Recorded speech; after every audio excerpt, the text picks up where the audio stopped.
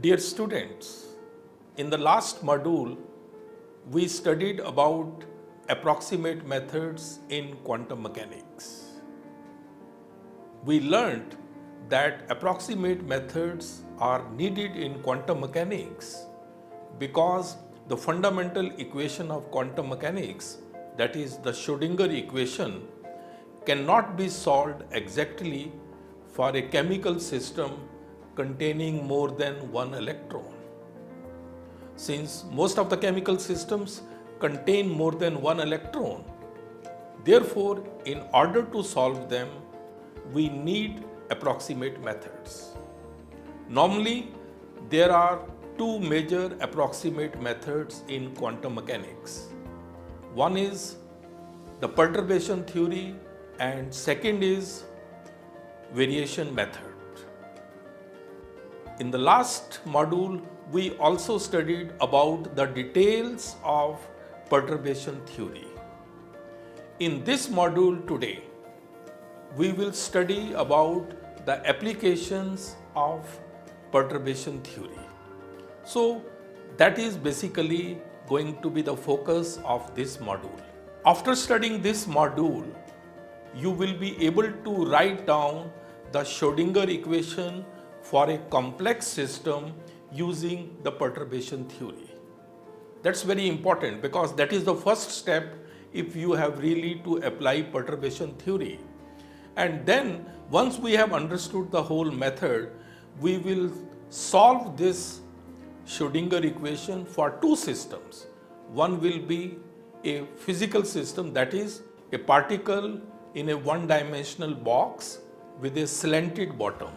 And second would be a simple chemical system, that is helium atom.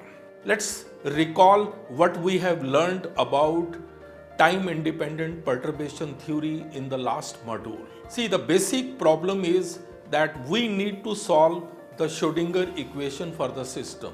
And the Schrödinger equation for the complex system is H cross psi is equal to E psi. This is the equation which we need to solve, but we cannot solve. Therefore, in perturbation theory, we apply a method which will solve this Schrödinger equation by providing successive corrections to an unperturbed problem. So you can see here that the exact Hamiltonian H cap can be written as sum of these terms H0 cap plus lambda H1 cap plus lambda square H2 cap. These are the various terms in the Hamiltonian equation. Then the corresponding wave function psi is equal to psi 0 plus lambda psi 1 plus lambda square psi 2 and so on. And the correspondingly total energy of the system can be written as E0 plus lambda E1 plus lambda square E2. In these equations, if you see carefully, the first term, that is H0 cap, psi 0 and E0, these are the first terms on the right hand side of the equation. These equations and these terms basically represent the unperturbed system, whereas the rest of the terms in these equations represent the correction terms which include perturbation effects. So this is a very important point which you must keep it in mind. Now you all know, and we have already studied in great details, that the perturbation theory is based on certain assumptions. And these assumptions are that the perturbed Hamiltonian is only slightly different as compared to the unperturbed Hamiltonian. That means H cap, which is the perturbed Hamiltonian, that is the total Hamiltonian of the system, is made up of H0 cap, which is the Hamiltonian for the unperturbed system, plus correction terms. And similarly, eigenstates, that means the wave functions and the eigenvalues E, corresponding to unperturbed Hamiltonian are known. This is also very important. That means E0 and psi 0 values are known. Those are very important, and these are the fundamental assumptions of the perturbation theory. We will apply perturbation theory, as I have already mentioned, to two systems. One will be a model system of a particle in one-dimensional box with slanted bottom, and later on we will apply it to the simplest chemical system of helium atom, and for both of them Schrödinger equation cannot be solved exactly. I will also like to tell you here at this stage that in the equations which I mentioned earlier, we said lambda, then lambda square, etc. So those were the successive corrections which were called the perturbation effects. However, in these applications, we will consider only the first order perturbation effect, and that will be the basis, and therefore the corresponding perturbation theory which we will be using in these applications would be the first order perturbation theory. So in this first order perturbation theory, the total energy, wave function and the Hamiltonian of the perturbed system will be written as H cap is equal to H0 cap plus lambda H1 cap. Similarly, psi will be equal to psi 0 plus lambda psi 1, and E would be E0 plus lambda E1. You can see here that in these equations we have ignored the second order terms, that means those terms where lambda square was there, that is not being considered. Therefore, only the first order correction to the perturbation theory is taken. And as we have also learned in our last module, that once we study first order correction, then on solving this equation we get total energy and the wave function which incorporate these first order corrections, and then the corresponding energy is E is equal to E0 plus integral psi 0 star H1 cap psi 0 d tau, and the corresponding unperturbed wave function is equal to psi 0 plus summation m integral psi m star H1 cap psi 0 d tau divided by absolute value of Em minus E0 psi n not being equal to 0. So these are the basis of the first order perturbation theory. And now let's study the applications of all these to the two problems we mentioned already. Let's first consider the application of this first order perturbation theory to the problem of particle in a one-dimensional box with slanted bottom. So this is one of the simplest cases to understand the perturbation theory. As you have already learned, we first of all have to understand how to start with this. Here we consider a particle in a one-dimensional box. Here you can see that there is a particle of mass m in a one-dimensional box. This box is along x-axis, and you can see here that its bottom is slanted. Outside this box, the potential energy is infinity, but inside this box, as you can see here, potential energy Vx is equal to kx upon L, and the length of the box along x-axis is L. That means it varies from x is equal to 0 to x is equal to L. So this is basically the representation of a particle in a box with a slanted bottom. Now, if we have to solve the Schrödinger equation, we have to first of all find out what will be the unperturbed part of the problem, and then we will apply the successive correction.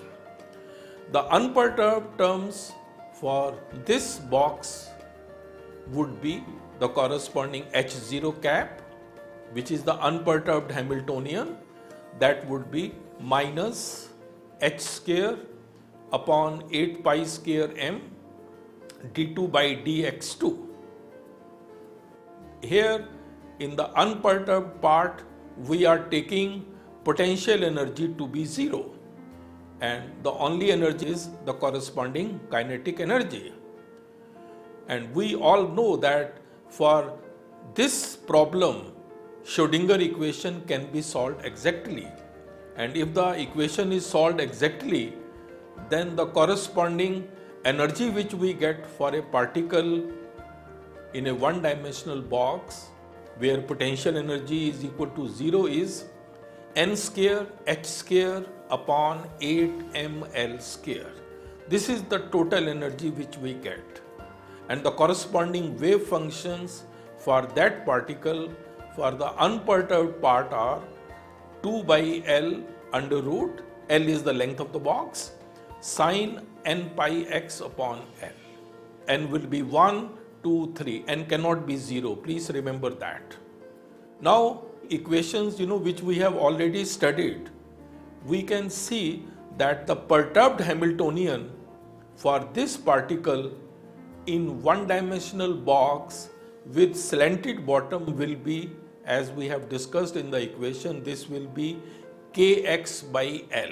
H1 cap is equal to kx by L. This is the unperturbed Hamiltonian for the particle.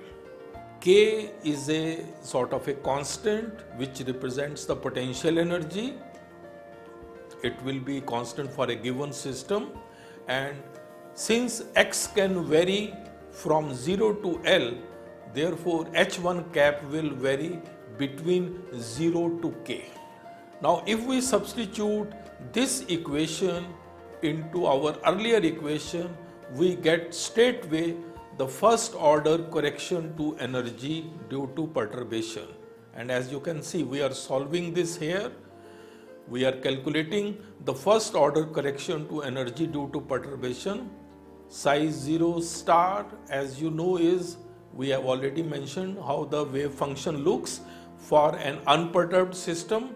Then we put H1 cap, which is the corresponding correction which we just mentioned, and if we substitute all this, we get the corresponding first order correction to energy due to perturbation, which comes to be K by 2. So from this equation, we can see that the first order correction to energy due to perturbation is equal to K by 2.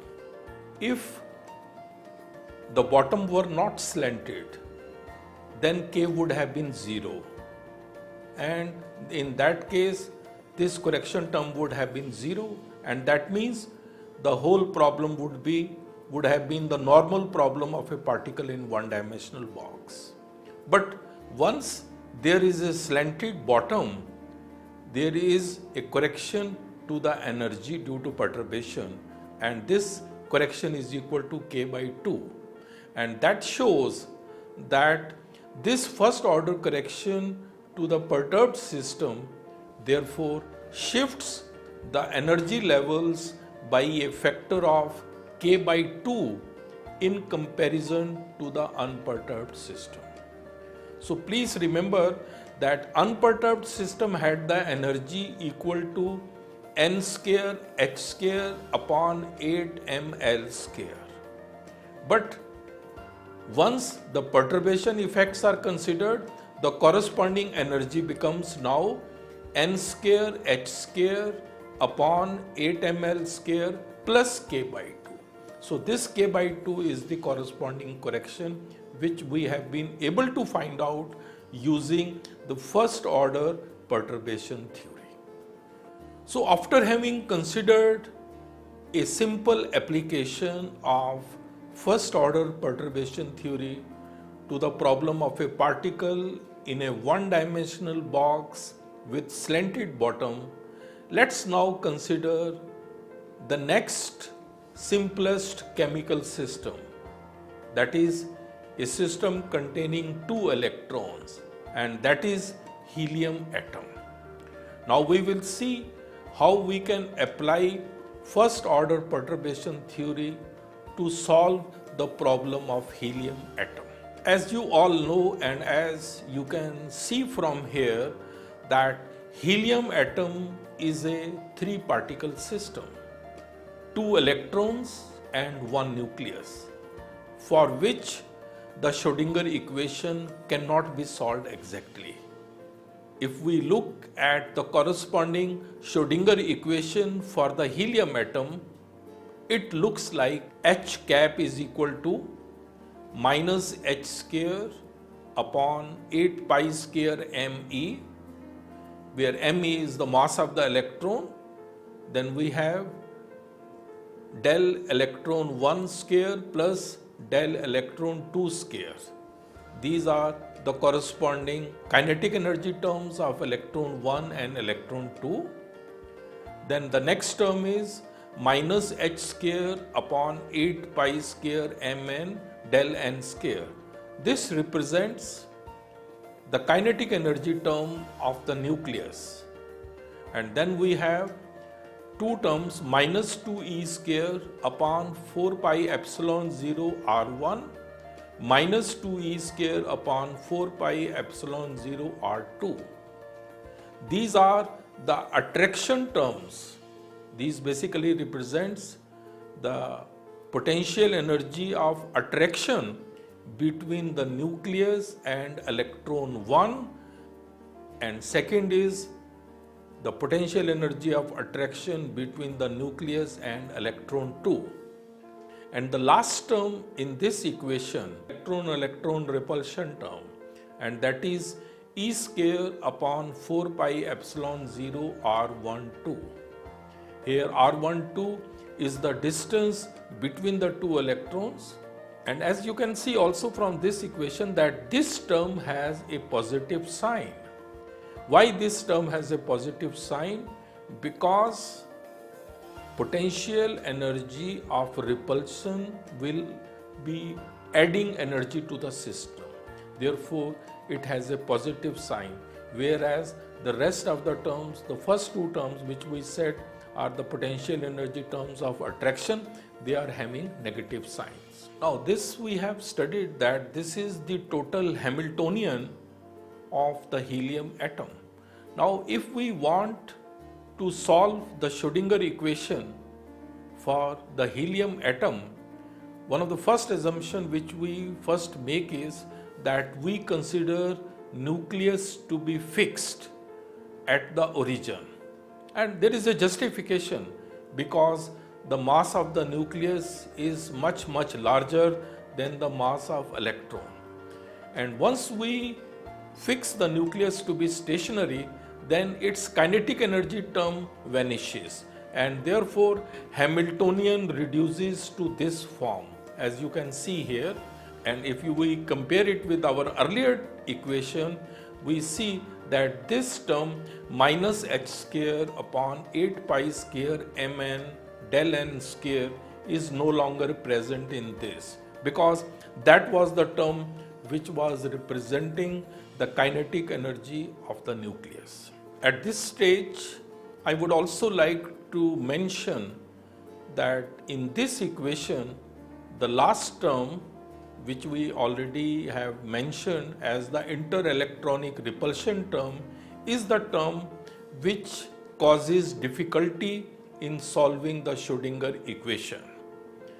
Therefore, if suppose we neglect this interelectronic repulsion term, then the result is that the Hamiltonian becomes a two-body problem, and it has h cap is equal to minus h square upon 8 pi square me del electron 1 square plus del electron 2 square minus 1 upon 4 pi epsilon 0. In the parentheses we have 2e square upon r1 minus 2e square upon r2, and these two are the attraction terms about which we have already discussed. Therefore, now you can see that if we rearrange this equation, on rearrangement, this equation assumes as you can see, in parentheses we have minus h square upon 8 pi square me del E1 square minus 2e square upon 4 pi epsilon 0 R1. So these are the two terms in one parenthesis, and in the second parenthesis we have the terms minus h square upon 8 pi square me del E2 square minus 2e square upon 4 pi epsilon 0 R2. So these are the two terms in the second parenthesis. So what does it mean? It basically means that if we consider nucleus to be stationary and at origin, and if we also ignore interelectronic repulsion, then we get helium atom Hamiltonian as a sum of two hydrogen-like Hamiltonians. That hydrogen-like Hamiltonians we call because they are like one electron Hamiltonian, but with a charge of plus 2 at the nucleus. Or therefore we can say that the ground state Hamiltonian of helium atom becomes equal to sum of two helium ion terms, one electron Hamiltonian. That's very, very important. And therefore this zero order ground state wave function for helium atom then can be taken as a product of individual electron wave functions. That means the wave functions of two helium ions not interacting with each other. So that's very, very important, and mathematically it can be represented as psi 0 R1 comma R2 is equal to psi 1 R1 multiplied by psi 2 R2. So where, as we already know, that the one electron hydrogen-like wave functions are given by expressions. Psi is equal to 1 upon under root pi z upon a0 raised to the power 3 by 2 into e to the power minus zr upon a0. We already know that. But in this case, z will be the charge on the nucleus, and in the case of helium ion, this charge will be having the value of 2. Please note that the term A0 in this equation represents Bohr radius, and as a result of this, the ground state helium atom energy, which will be equal to the sum of one electron hydrogen atom like energy, is given by E0 is equal to minus 2 pi square me z square E4 divided by n square h square 4 pi epsilon whole square. Again the second term would also be the same.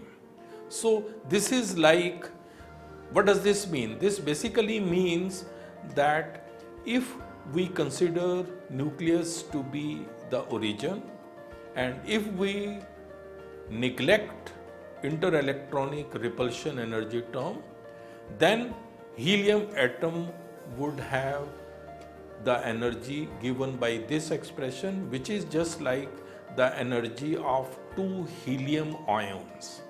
Please remember that in this expression which we just mentioned for E0, Z is the corresponding nuclear charge, and that is equal to 2.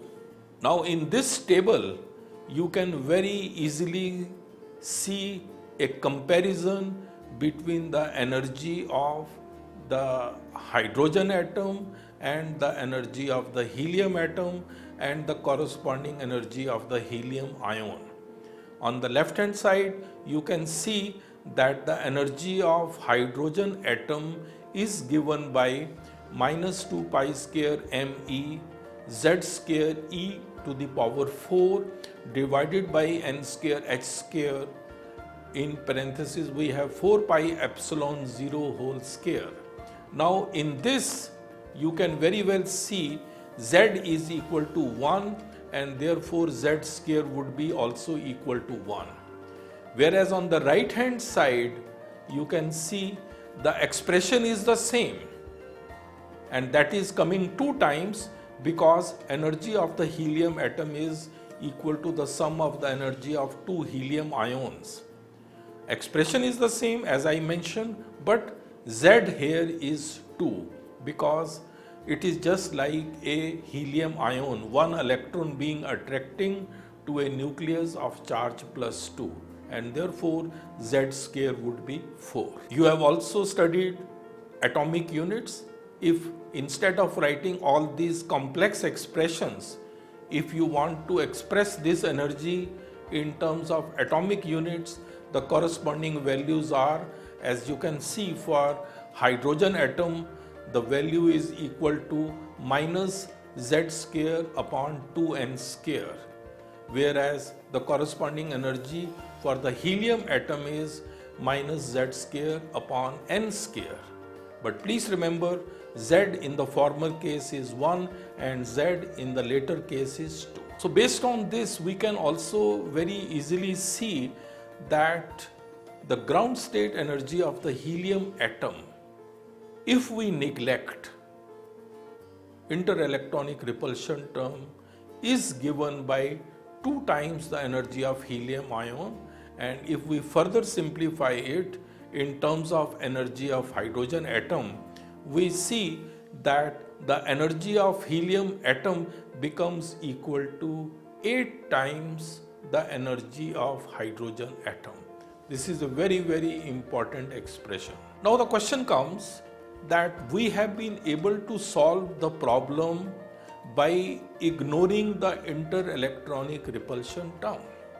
But then one can say that this is not the exact solution because we are ignoring one very important term. Therefore, at this stage, we will have to apply the perturbation correction, and therefore that interelectronic repulsion term will be taken as the first order correction in the Hamiltonian. That means H1 cap is equal to E square upon 4 pi epsilon 0 R12.